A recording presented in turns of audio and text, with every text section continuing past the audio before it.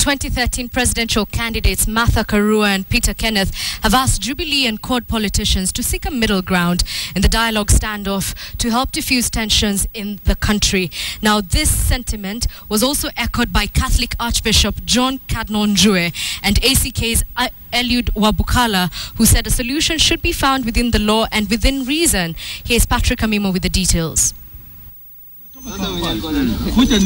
After much silence, even as the political arena got heated with the CORD and Jubilee standoff, the two former presidential candidates finally came out to weigh in on the tension gripping the nation.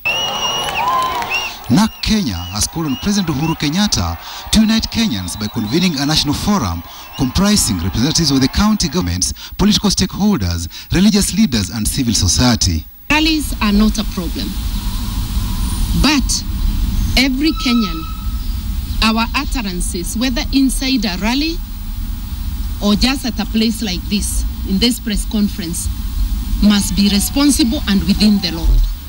And the medicine for all this is for us to reason together. In as much as I appreciate that dialogue is an important aspect of building consensus on our way forward, we must be responsible in the statements that we make, so that we can hold the country together. I'm very discouraged with the two extreme positions taken by both the government and the opposition, because we cannot afford to tear our country to pieces. We must see that we talk to each other to make this country be what it is supposed to be. The leaders questioned why officers from the National Intelligence Service and Directorate of Criminal Intelligence have been unable to stop terror attacks despite the high budgetary allocations. These three units must be held accountable and responsible for what is happening. In particular, the intelligence unit must come under full scrutiny. At the moment, our intelligence is acting like a post-mortem report. There is a disconnect between the two levels of government, the county and the national. And we think that a serious issue to enhance security is to discuss the involvement of county governments.